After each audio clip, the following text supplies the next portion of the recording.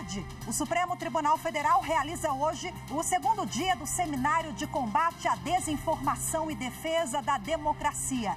Nessa manhã, os participantes falaram sobre a importância da regulação das plataformas digitais e das agências de checagens de notícias.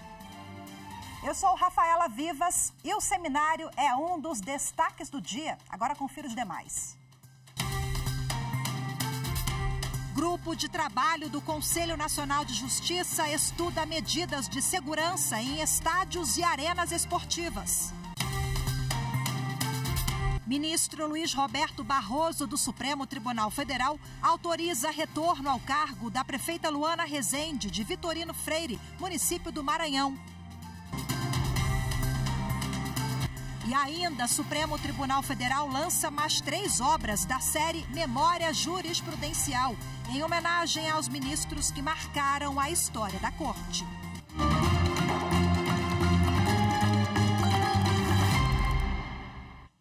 O Supremo Tribunal Federal realiza hoje o segundo dia do seminário Combate à Desinformação e à Defesa da Democracia.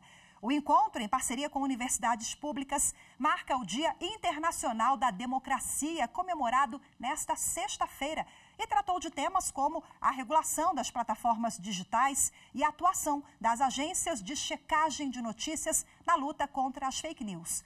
A repórter Evne Araújo traz mais informações. No primeiro painel, a integrante do Comitê Gestor do Programa de Combate à Desinformação do STF, Aline Osório, lembrou que até 2013 o principal fantasma da democracia era a censura, resquício do autoritarismo no país. Depois disso, os ataques antidemocráticos passaram a ocorrer de uma outra forma, com notícias falsas disseminadas pela internet. Diante do fenômeno, a jurista defende a regulação das plataformas digitais, respeitando as liberdades fundamentais. Porque a atuação deles repercute diretamente sobre a privacidade das pessoas, sobre a liberdade de expressão delas, e a gente tem que pensar, sobretudo, em controle de conteúdos e nos riscos de censura, de uso das redes sociais para censura, tanto por parte dos governos quanto por parte dessas empresas privadas. A desinformação gera dinheiro para quem a promove. A constatação é da cofundadora da Sleeping Giants no Brasil, Maíra Stelli. Segundo ela, o extremismo e o discurso de ódio já são modelo de negócio no Brasil e os financiadores desses conteúdos, algumas vezes, não sabem que estão injetando patrocínio em sites destinados a promover a desinformação. Elas pagam e colocam o recurso publicitário no Google, Facebook, etc., e acabam confiando nessas empresas para fazer a distribuição automática dessa publicidade. E é assim que grandes empresas acabam parando em sites desinformativos e comportamentos nocivos e odiosos. No painel Jornalismo e Agências de Checagem na Defesa da Democracia, o ministro do Supremo, Cristiano Zanin, defendeu a imprensa livre, desde que não seja usada como ferramenta de propagação de mentiras. O jornalismo e as agências de checagem auxiliam na contenção do conteúdo enganoso e no esclarecimento da verdade. A forma de fazer a notícia se transformou com o advento da tecnologia, ou seja, ganhou uma velocidade incrível quando um fato ocorrido em qualquer lugar do mundo é noticiado em poucos instantes nas plataformas. A jornalista Ana Gabriela Guerreiro, coordenadora de imprensa do Supremo, reforçou que só é possível combater a desinformação com o apoio das universidades e da sociedade. E as agências de checagem têm sido fundamentais nessa batalha. Hoje o STF já tem 78 parceiros, 28 universidades e 50 instituições da sociedade civil. Então é com muito orgulho que hoje a gente chega nesse momento de trazer para o tribunal, para dentro do tribunal, grande parte dos nossos parceiros e trazer também esse tema tão caro e tão necessário a ser debatido na atualidade, que atinge a todos nós, instituições, pessoas físicas, pais, mães, todos que vivem esse dilema e também o jornalismo, né? O seminário Combate à Desinformação e Defesa da Democracia continua à tarde, com debates sobre educação midiática e boas práticas no combate às notícias falsas. O ministro Luiz Roberto Barroso, do Supremo Tribunal Federal, revogou o afastamento e autorizou o retorno ao cargo da prefeita Luana Rezende, de Vitorino Freire, município do Maranhão. no começo do mês, Luana foi alvo de uma operação da Polícia Federal contra supostos desvios na Codevasf, Companhia de Desenvolvimento dos Vales do São Francisco e do Parnaíba. A investigação apura se parte dos recursos públicos teria sido utilizado para asfaltar uma rodovia que leva à fazenda da família da prefeita. Bom, o ministro Barroso entendeu que o afastamento da função pública cumpriu o seu propósito e não mais se justifica à luz do princípio da proporcionalidade. Na mesma decisão, o ministro Barroso deu prazo de 48 horas para a Procuradoria-Geral da República se manifestar sobre a informação a respeito de nova vistoria realizada pela Codevasf com a possível constatação do avanço significativo na execução das obras. Os integrantes da Missão de Observação Eleitoral Internacional do Parlamento do Mercosul estiveram no Tribunal Superior Eleitoral e entregaram um documento com recomendações sobre o processo eleitoral brasileiro. Carol Lasno, ela acompanhou e agora traz mais informações. A missão do Observatório da Democracia é contribuir para o aprimoramento do sistema eleitoral, além de promover a transparência e a integridade do processo. O trabalho dos observadores ainda tem o objetivo de reforçar a confiança pública nas eleições, com a verificação do cumprimento das normas e a avaliação da imparcialidade do processo eleitoral. O documento final, feito pela comissão, foi entregue ao ministro Floriano de Azevedo Marques.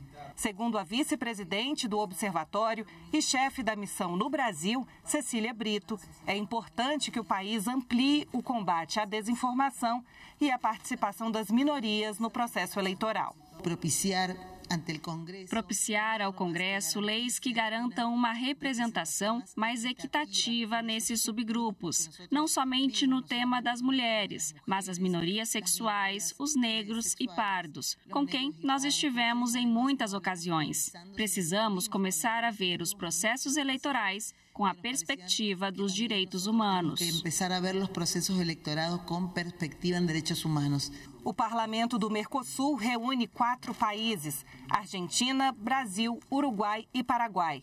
Em 2022, o Parlasul foi convidado pelo Tribunal Superior Eleitoral para que fosse criada a Missão de Observação Eleitoral Internacional, com o intuito de analisar as eleições no país. Mário Coleman, presidente do Parlasul, afirmou que a justiça eleitoral brasileira tem muito a contribuir. Não existe Mercosul sem democracia. Acredito que essas instâncias fortaleçam o vínculo institucional de um tribunal que é muito respeitado e também o trabalho que vem sendo desenvolvido pelo Observatório da Democracia. A 4ª Vara do Trabalho de São Paulo condenou a Uber do Brasil ao pagamento de multa de R$1 bilhão por danos morais coletivos e obrigou a empresa a registrar entre 500 mil e 774 mil profissionais prestadores de serviço pela plataforma. A decisão foi do juiz Maurício Pereira Simões, em ação civil proposta pelo Ministério Público do Trabalho de São Paulo, em atendimento a denúncias feitas pela Associação dos Motoristas Autônomos de Aplicativos. O magistrado deu prazo de 6 meses após o trânsito em julgado da ação para que a empresa assine a carteira profissional de todos os motoristas. Determinou ainda que todas as futuras contratações sigam essa diretriz. A seguir, grupo de trabalho do Conselho Nacional de Justiça estuda medidas de segurança em estádios e arenas esportivas. Os detalhes em instantes, voltamos já.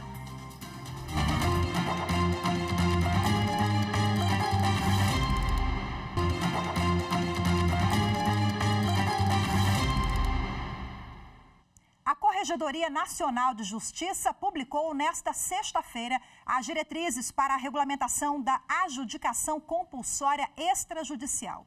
O procedimento permite a transferência de um imóvel para o nome do comprador via cartório, sem a necessidade de acionar a justiça, caso o vendedor não cumpra com suas obrigações contratuais.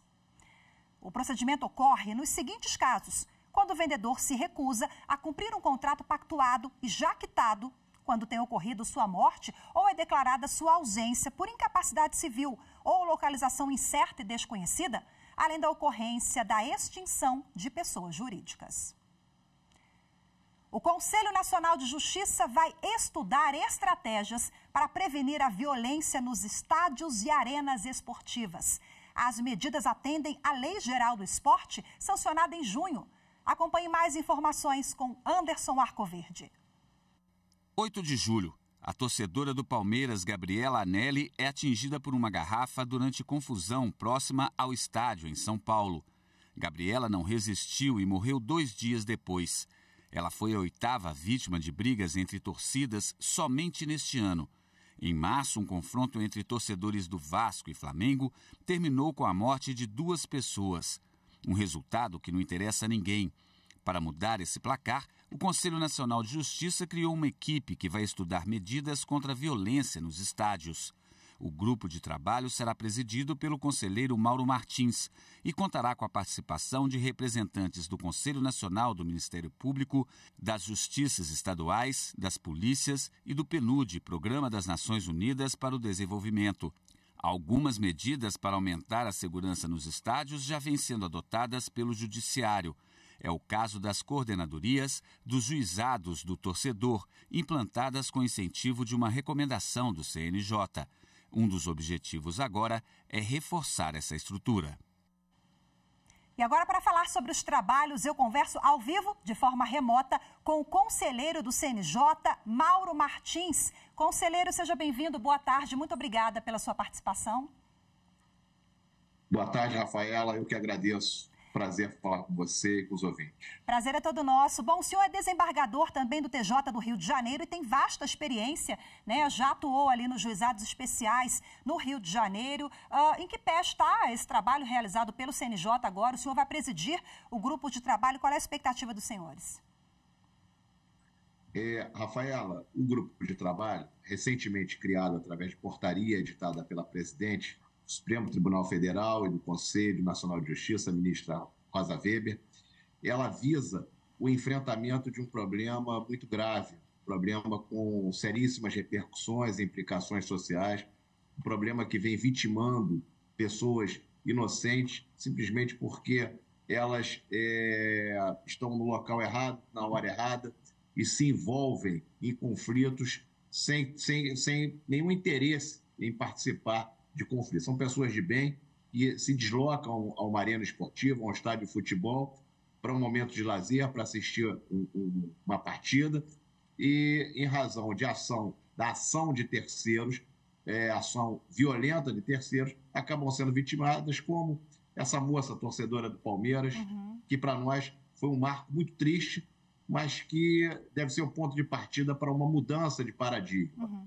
Então, o grupo de trabalho ele tem como objetivo aprofundar o debate sobre uma questão altamente complexa, motivada por inúmeros fatores sociais, fatores educacionais, e que demanda o engajamento de todos os atores envolvidos num espetáculo de futebol. A partida de futebol, ela envolve a ação de inúmeros partícipes. E esses partícipes, portanto, eles têm responsabilidade e devem ser chamados ao debate. E é a isso que se propõe o grupo de trabalho.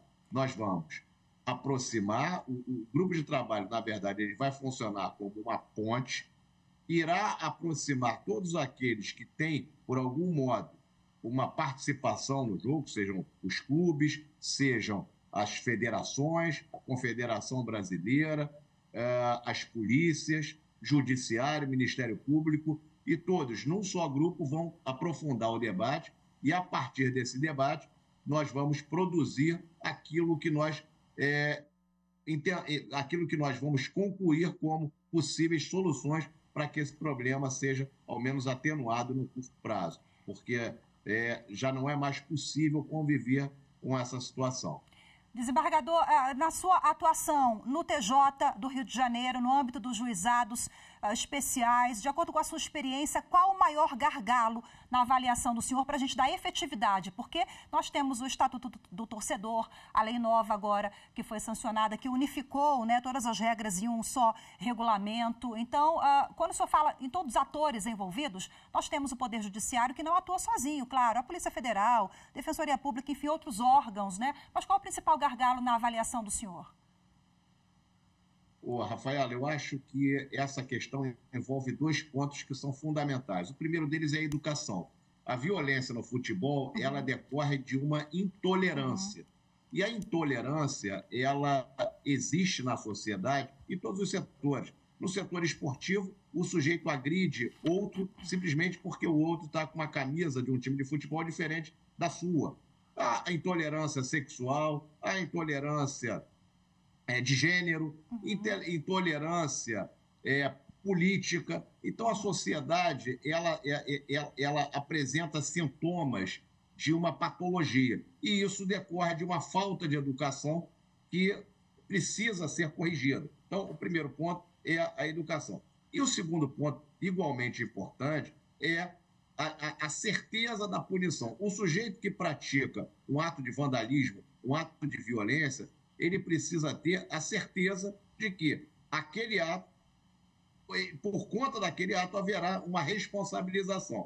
Né? Então, nos dias de hoje, o que acontece? O sujeito pratica um ato de violência ou um ato de vandalismo numa arena esportiva, existe a prisão, ele é levado ao juizado do torcedor, o juiz promove a sua decisão, excluindo o sujeito, afastando esse sujeito do estádio de futebol por um determinado prazo, e a fiscalização dessa decisão ela é muito precária e deficiente nos dias de hoje, porque não existe um controle no acesso do estádio daquela pessoa. Ou seja, o juiz afasta o sujeito, na semana seguinte, no final de semana seguinte, ele provavelmente vai estar novamente no estádio de futebol.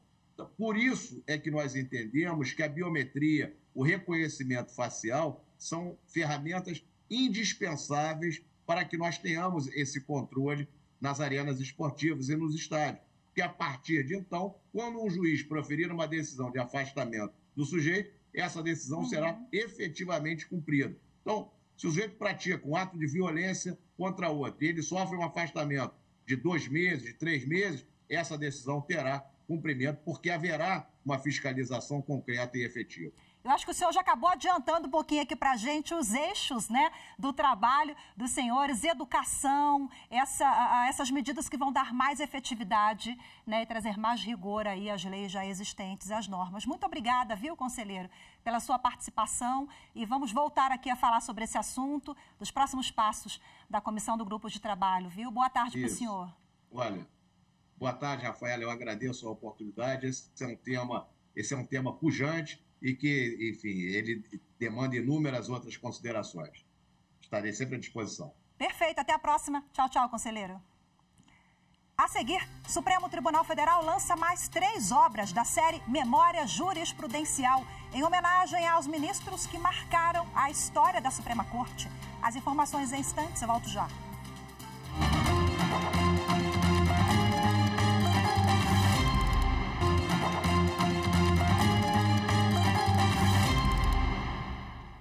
O Supremo Tribunal Federal lançou mais 3 obras da série Memória Jurisprudencial, em homenagem aos ministros que marcaram a história da Corte: Paulo Brossat, Eloy da Rocha e José Linhares. A reportagem é de Pablo Lemos. O lançamento das 3 obras da série Memória Jurisprudencial foi realizado na sede do Supremo Tribunal Federal, em Brasília. Na abertura, a presidente do STF e do Conselho Nacional de Justiça, ministra Rosa Weber, destacou a importância do resgate da trajetória histórica de ministros que integraram a Suprema Corte. A memória jurisprudencial do Supremo Tribunal Federal é um belo projeto de publicação institucional dessa Suprema Corte, que foi idealizado pelo nosso querido ministro de sempre, Nelson Jobim, ainda no ano de 2006. Trata-se de um projeto ímpar, justamente para o resgate da trajetória da interpretação jurisprudencial e constitucional no Brasil. Um diálogo com o pensamento jurídico dos ministros e ministras dessa Suprema Corte, a partir de seus pronunciamentos e julgados, diálogo esse que conversa igualmente com as circunstâncias históricas dos diferentes períodos de nosso país, em especial do Supremo Tribunal Federal, a revelar valores, práticas e os desafios de cada época. As obras reúnem seleções de acórdãos e decisões relevantes dos ex-ministros que integraram o Supremo. Cada volume da coleção é organizado em 4 partes principais, contendo nota do autor, desenvolvimento, apêndice e dados biográficos. A autora da obra do ministro Paulo Brossard foi a professora de Direito da Universidade Federal do Rio Grande do Sul, Roberta Baggio. O ministro Brossard, ele deu uma contribuição inestimável a esse país. Ele foi um homem de uma trajetória absolutamente completa.